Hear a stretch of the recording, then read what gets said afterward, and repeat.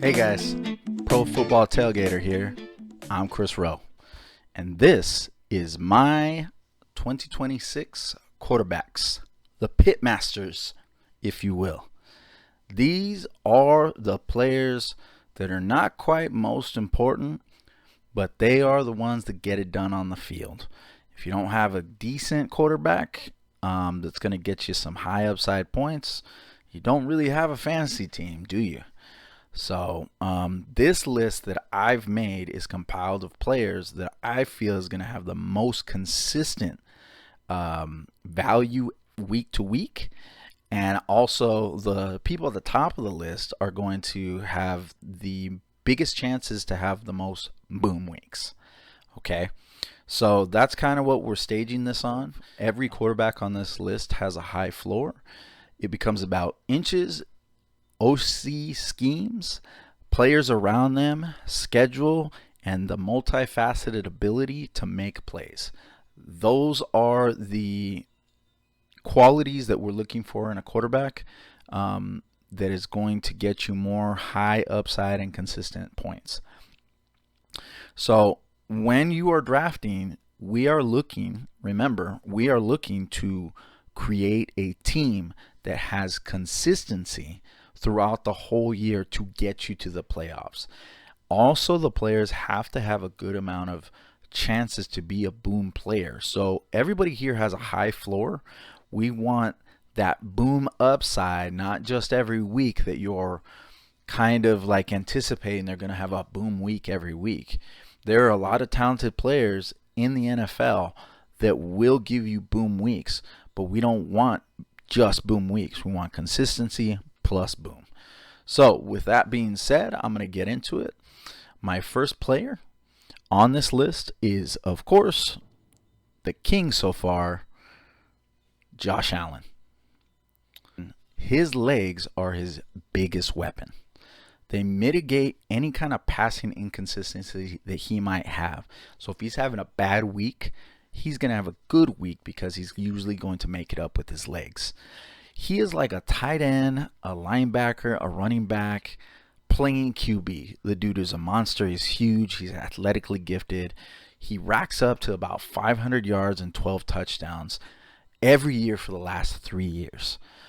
He continues to get better. His completion percentage has grown from 63.3%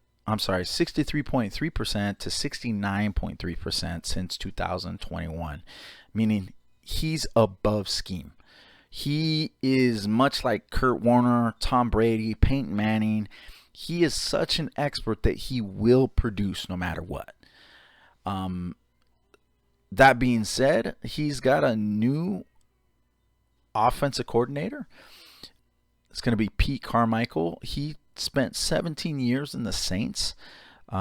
He coached players like Drew Brees. Obviously, they wanted to change. So they brought Pete Carmichael in. The difference being is that Josh Allen is a dual threat. Dual threat QBs are the key to producing in fantasy no matter what.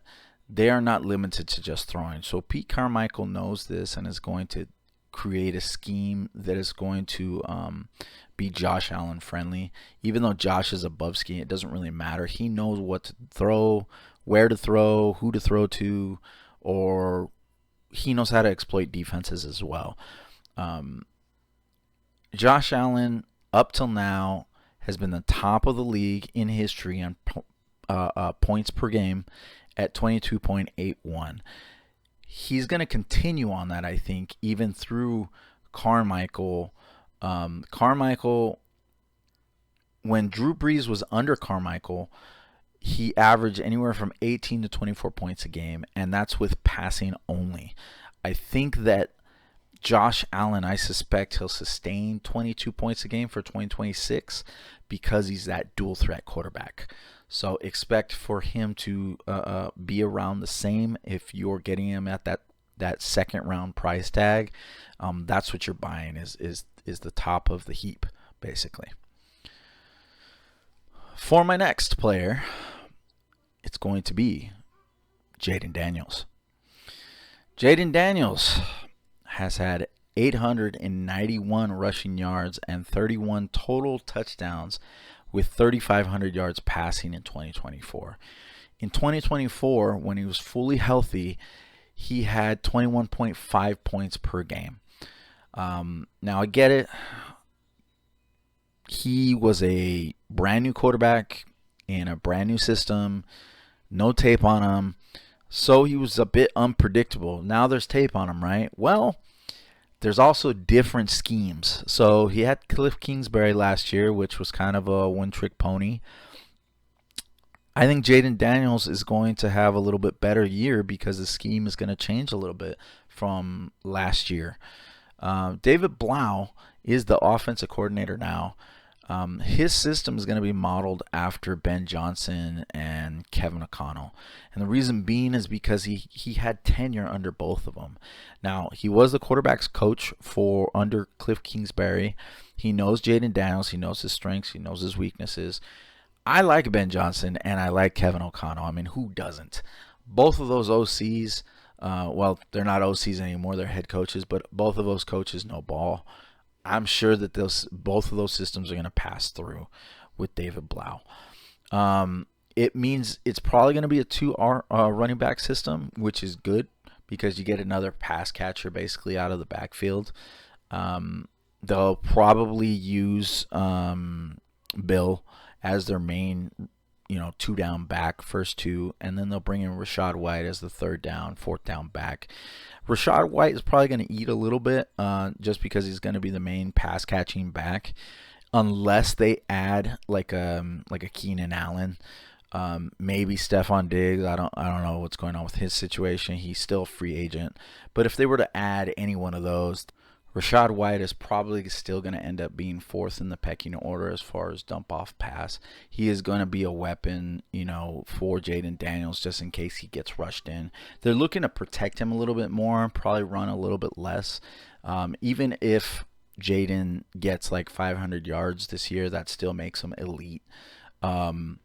So if they protect him a little bit more with Rachaad White coming out the background, their wide receiver options they have there. Of course, you have Terry McLaurin. They added Antonio Williams in the draft. They still have Diami Brown, and they added Van Jefferson in free agency. Now, those are all role players. They're not necessarily setting the world on fire. Traylon Burks, he was a former number one, but he hasn't really shown the step up yet.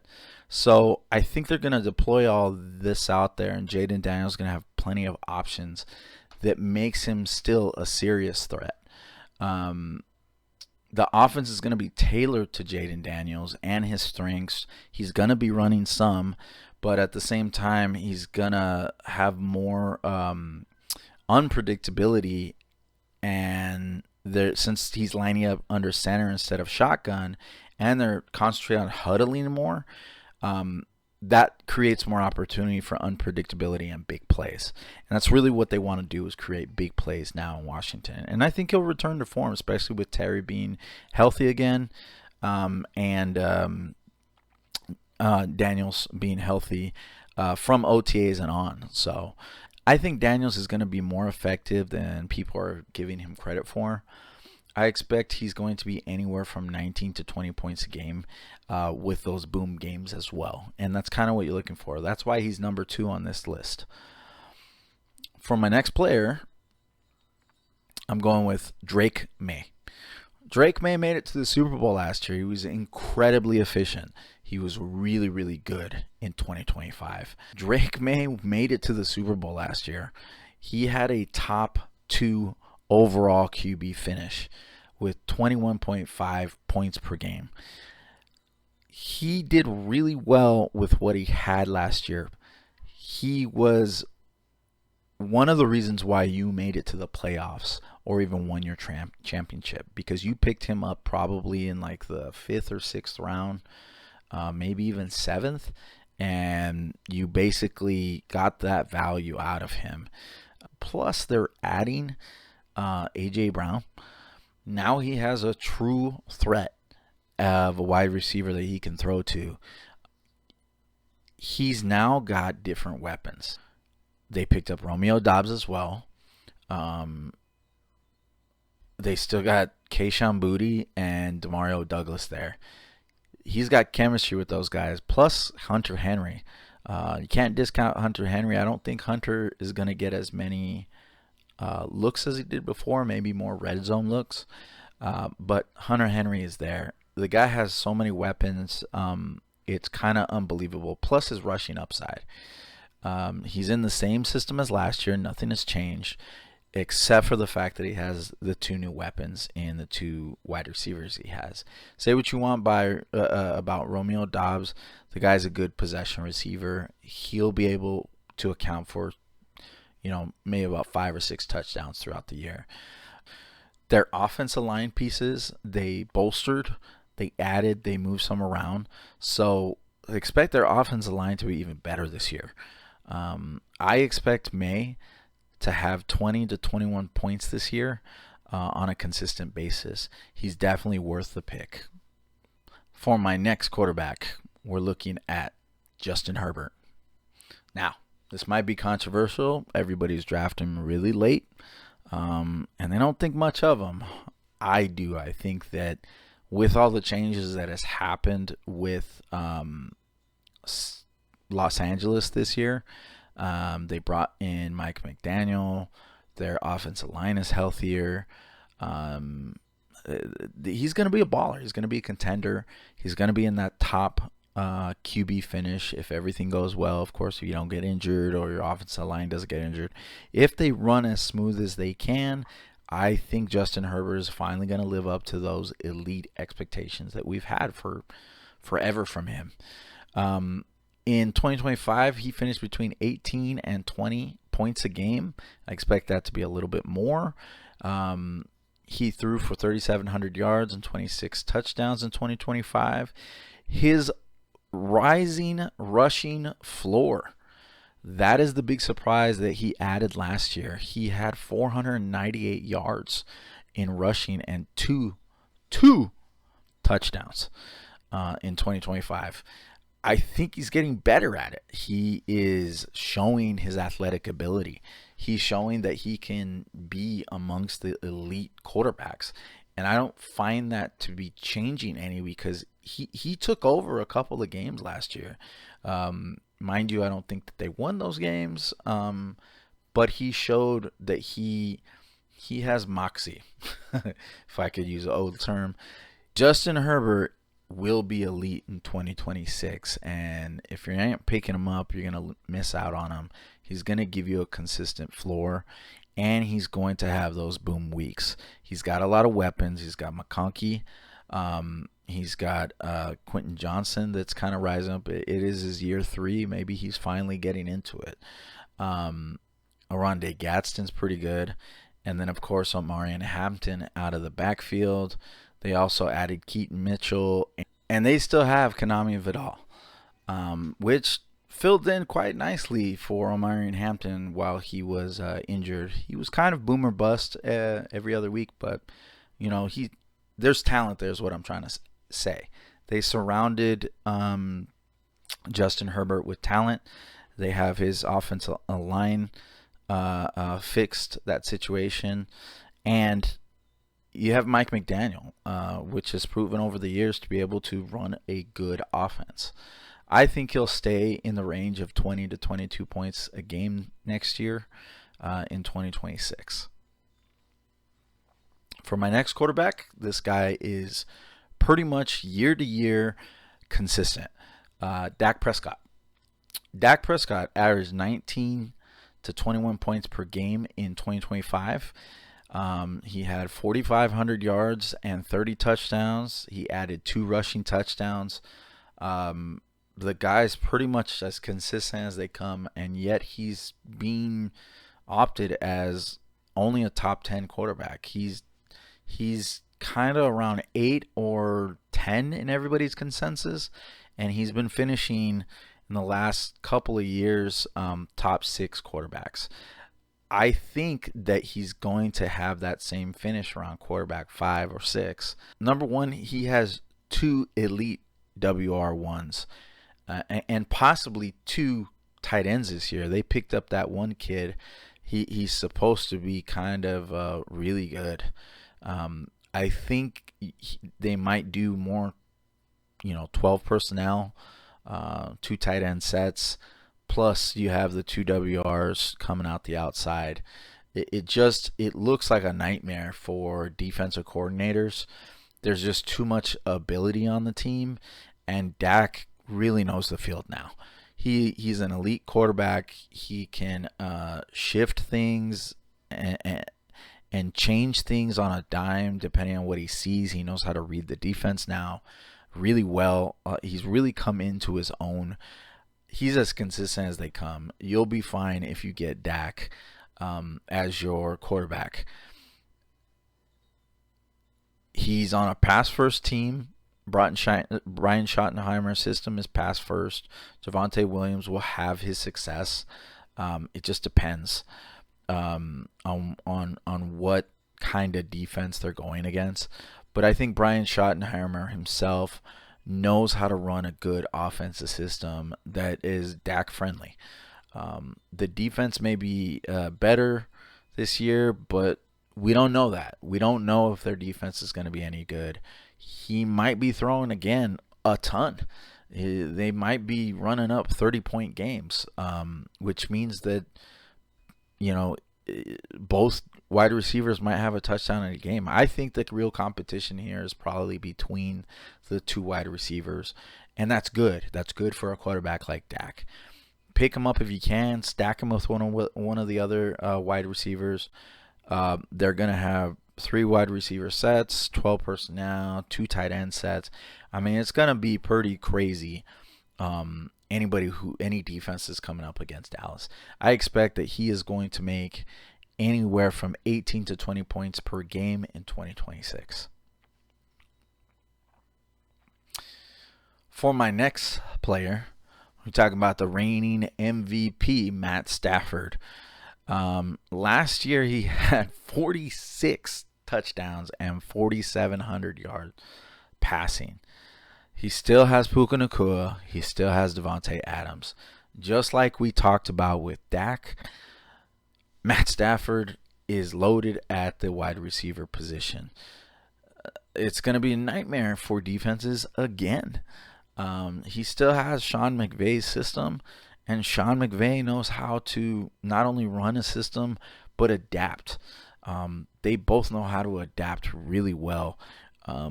Matt Stafford is still called Mr. Fourth Quarter because the guy had the highest winning percentage in the fourth quarter over his career. I don't foresee that being changing at all. The only thing is about why he's not as high on this list is, one, his rushing ability is lower. Obviously, the guy doesn't rush at all. I wouldn't expect him to. He's a veteran. He's kind of aging. So his volatility is a little bit more with less experienced QBs. So he's not up there with the other ones because you don't know if there'll be a nagging injury or something else that's going to keep him off the field. Now, I know you're not supposed to draft thinking about injuries, but with an aging quarterback, how can you not think about that? The other thing, too, is he has a great defense now. I don't know if you heard, Myles Garrett, he's on the Rams. I suspect they're going to be throwing just a smidge less. Maybe not, but maybe so, because the defense is going to be so good. It could be mostly the running game. It could be really the Blake Corum and Kyron Williams show. Between the two, them just running a lot. It could just be a little less. That's why he's not as high. But I think he's a great value in the mid to late rounds. You're going to be able to pick him up later than some of these other quarterbacks that are going ahead of him. I suspect he's going to be between 17 and 21 points per game in 2026. He's going to be a real good value, and you're going to be able to get all those stud other positional players and still be able to pick up Matthew Stafford in the later rounds. For my next quarterback, it's going to be Joe Burrow, Joe Beasy. Joe has been really good when he's on the field. And I think this year he's going to be the healthiest he's been in a while. He finished last year pretty well. In his final 6 games, he averaged 24.8 points per game in fantasy. And in 2024, he finished 21.9 with 43 touchdowns and 4,900 yards. If he replicates that at all, 21 points per game is money. I'll take that all day, all season. Much like Matthew Stafford, he doesn't have a rushing upside, though. And that's kind of the only thing. So he's really slinging a lot. He's putting a lot of work on that arm. However, the positives is that this is the first year that all the players have been healthy and not had any like contract situations. They're all practicing together in OTAs. And Burrow himself says it feels reminiscent of his championship season at LSU. I mean, that was a pretty dominant team. And if he thinks that this Bengals team in 2026 is going to be dominant like that, I can see why. There's no more slow starts. Like every year they start slow, 0-2. And then they have to ramp up because not everybody's on the same page. And then Joe Burrow gets injured or something. This year, I think it might be different. Everybody's working at all cylinders. Their O-line performance is rising as they've only allowed 36 sacks in 2025. That was 14th best in that metric. In 2024, they were horrid. They were like almost dead last. So I think their offensive line is getting better too. So we might get enough time for Joe Burrow to be at his peak performance this year. They might have upgraded their defense, but that remains to be seen. So there's lots of throwing expected still. Much like Dallas, I think that they're going to be slinging the ball a lot. It's a pass-first offense as well. They have very similar offensive schemes, and I wouldn't doubt it if Joe Burrow really has a career year this year. I expect he's going to be between 19 and 21 points per game as a floor. And then, of course, those boom games against weaker defenses or even stronger offenses. If they go against some real contenders, it could be some shootout potential, and the guy's points could be, again, like the last 6 games of 24 points per game. Those extra 5 points make a difference. So, for my next, Caleb Williams. Now, Caleb Williams did 19 fantasy points per game in 2025. Ben Johnson. Ben Johnson is what makes Caleb Williams good. Caleb has talent, but Caleb holds the ball a lot. He's taking too long to go through his progressions. He's scrambling at times. He makes up for it with his talent and some of these off-the-cuff throws. But that's inconsistent production. He's always looking for that boom play. That equals low completion rates, guys. So I'm a little farther down on Caleb and him being that elite. But Ben Johnson, I think, is accounting for it. He's a very smart guy. He knows what he's doing with these guys and these guys' talent. So those are my cons for Caleb. But he still has elite weapons. Colston Loveland came out of the woodwork last year. Everybody's super high on him. He's got Roma Dunze still. Sure, he has a foot injury. We don't know how that's going to look. Is it Allen Robinson-esque? Who knows? Is it going to change his play style? Is he not going to be the number one anymore? Maybe. But I think that he garnered enough respect through the years that he's been there as the number one that he can at least be a decoy maybe. Ben Johnson's going to use that to his advantage probably. Luther Burden, rising star. Everybody predicts that dude's going to be awesome. And I think he will be. I think he's the new number one on this team.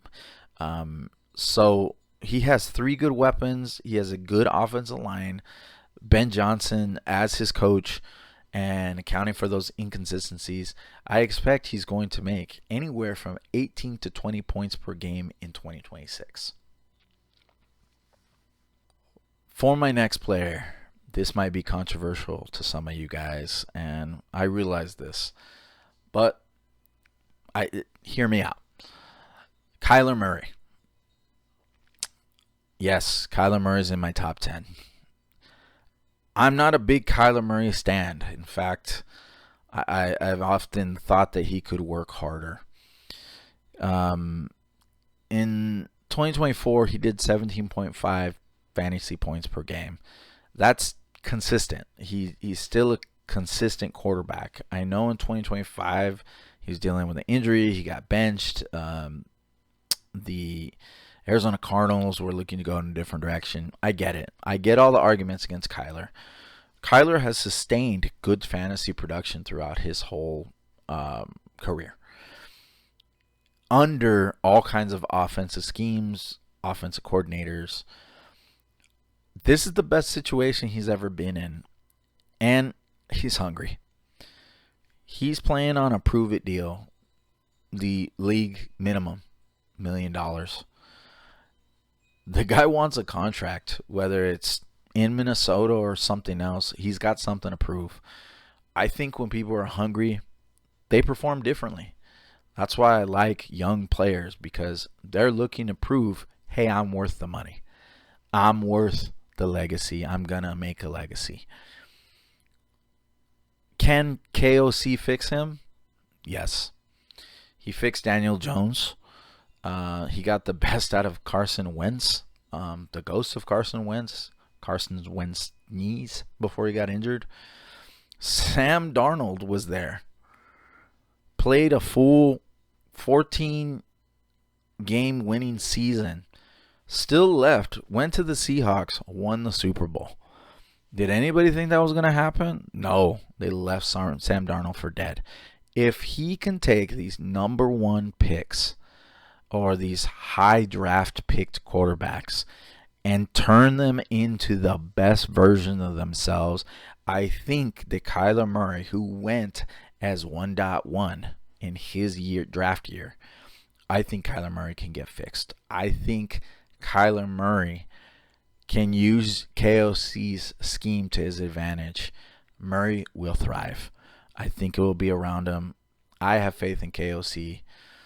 KOC won the Super Bowl. I just don't know what else to say. Murray, it has elite weapons around him. Jet Jefferson is still an elite player.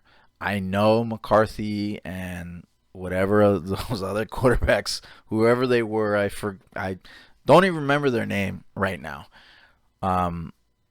I think Jet just suffered under a poor quarterback play. You still got Jordan Addison and what he brings. He's got the long ball. Jordan Addison's a talented player too. TJ Hawkinson, first round pick. He's got the weapons. They're there. Say what you want about Aaron Jones. He still can catch a ball. And they're still paying him and starting him. Murray's got everything around him. He's got all the elements around him to thrive. I think he's going to. I think he's going to prove something. I suspect that Kyler Murray will be anywhere from 17 to 20 points per game as a floor. Of course, you're going to have those boom games, especially those games where Jet goes off. They don't have a crazy hard schedule. I know everybody thinks they do, but they don't. I think that he can sustain that next year.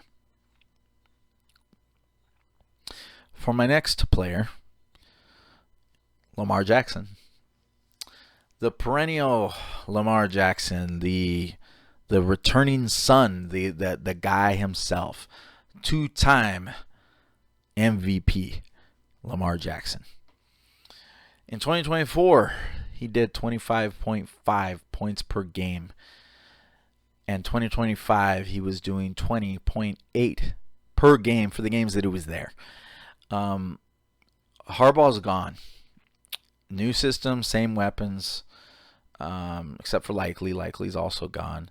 They have a new OC in Declan Doyle. He's getting a lot of praise around the building. He brings a similar scheme as Ben Johnson and was the OC for the Bears. I'm predicting kind of a slow start for the Ravens, and that's why Lamar's lower. I think that it's going to take a while for them to get going in that offensive scheme. I don't think it's the same. I think there's going to be a lot of traits that they're bringing from before that they're going to have to work out. And I think that Lamar's not going to rush as much. So he's not bringing that rushing value like he did. He's gotten a lot of injuries, even so much to say they've already announced in the Giants that they don't want a running quarterback really a whole lot in Jackson Dart. And I think that's the John Harbaugh effect in watching his quarterback get so injured. I wouldn't doubt that the Ravens are like, hey, we need to keep Lamar healthy if we're going to keep our chances alive. They rushed Lamar back too soon, and they lost. They lost last year because they had an injured Lamar Jackson. So I don't think he's going to rush as much. I think they're going to pass a lot more, and I think they're going to use Derrick Henry a lot more next year. His O-line is not able to protect him either. So they're going to have kind of trouble. He's going to have to rely on pure talent and kind of scheme. So they're going to be slower to start off. He might have boom games later on in the season. So that might be one of the reasons why you want to take him. Maybe they hit right on the fantasy playoffs that you want to take him, and you want to suffer through the first couple of weeks with Lamar Jackson. I totally understand it. He's former 2-time MVP. Makes sense. I expect him to be anywhere from 17 to 19 points per game consistently. For my next player, it's Jared Goff. I know everybody's low on Goff this year, but let me make a case. Jared Goff, he made anything from 17 to 20 points per game in 2025. 4,500 yards and 34 passing touchdowns. Consistent floor every week. Look, the guy's not like legendary, but he can get the job done for the Lions, and he's proven that several years in a row. He's made Amon-Ra. Amon-Ra has a 31% target share because he looks for him. When he's in a dome, he plays really well. And they have 12 games next year in a dome. And their schedule is one of the best schedules. They have all the weakest defenses in the league in those 12 games. Well, in the whole 17-game season. They're facing the weakest defenses throughout the whole season. So their schedule is great. It's a soft schedule. They got a new OC on top of that. Now, say what you will about the Cardinals last year, but the Cardinals offense was working at times. And Drew Petzing, who's coming from the Cardinals offense, they had the highest pass rate of any team at all. They didn't have really a running game per se, but it was there. It wasn't like completely gone. I know they have Jahmyr Gibbs, but Drew Petzing's going to want to throw again. And I think Dan Campbell's like, hey, that's what we need. We need you to come in and design a really good passing game. And Brissett looked elite last year in the back half of the season. I would say Jared Goff is a better quarterback than Jacoby Brissett. And I liked Brissett last year. I just feel like Jared Goff has more experience. He's been to the Super Bowl. They've been in playoff teams. He's going to have more consistency. It might be worth taking your pick on Jared Goff. And I would say he will continue to have 17 to 20 points per game in 2026. For my next quarterback, we're looking at Trevor Lawrence. Now, Trevor, he won every single football game in his career up until he got drafted in Jacksonville. Then he had Urban Meyer, which everybody thought was a match made in heaven. That didn't work out. Ever since then, he's been struggling. He did grab a bag in there, so he's still Jacksonville's quarterback. They're starting to have more faith in him, and I really think that's because of Liam Cohen. Liam Cohen's the head coach. He fixed Baker Mayfield, who was a former number one pick, and now Liam Cohen is in the Jaguars, and he's fixing the Jaguars' offense. It's a well-balanced run pass scheme that kind of does both really well. And Trevor Lawrence himself has some rushing ability. In his final 7 games of 2025, 26 fantasy points per game. That's a lot. I don't know if you've noticed the theme of this whole thing. Everybody's above like 22 fantasy points per game. And he was 16 fantasy points per game through the first 10 games. That averages out to 19 fantasy points overall. But his rushing floor is 359 yards and 9 touchdowns in 2025. That's a lot. I don't know if you guys know that. I think his last 7 games are more incumbent of what we should look for, of what, when you extrapolate the whole season, because it's a tale of 2 seasons. I think that they didn't really get their stuff together until they made that trade for Jacoby Myers.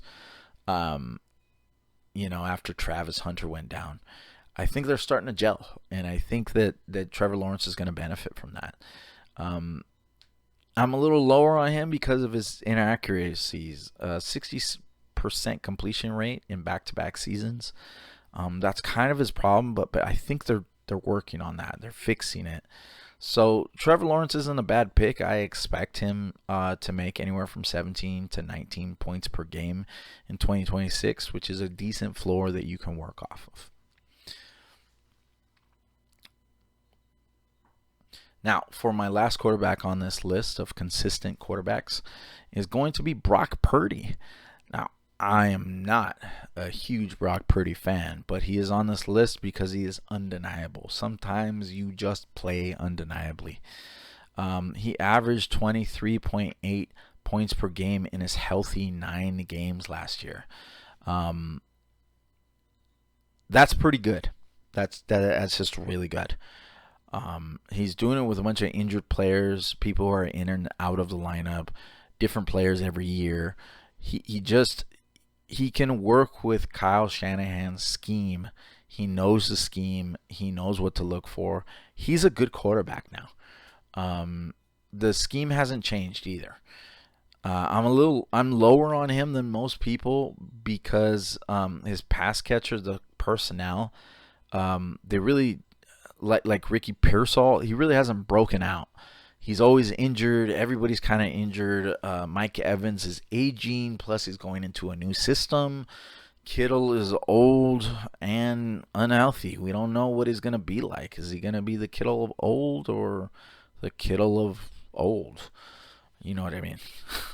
CMC, he's coming off of a heavy season. Also, when is he going to fall off? I don't know. I don't want to bet on that. So if you need somebody with a good floor, Brock Purdy's it. He has elite numbers. He'll spread the ball around. But there's some risk and volatility, and that's why he's last on my list. So with that, that's my list of pitmasters, the QBs you need to own in order to make a competent run in your fantasy leagues this year. Tune in throughout the season. I'm going to be doing start sits. I'm going to be doing waiver wires. And I should be doing some draft videos here coming up. I want to do some perfect drafts. at certain positions, basically. And I want you to see kind of the draft strategy that I want to lay out here, so that you know what players you want to start out with and why.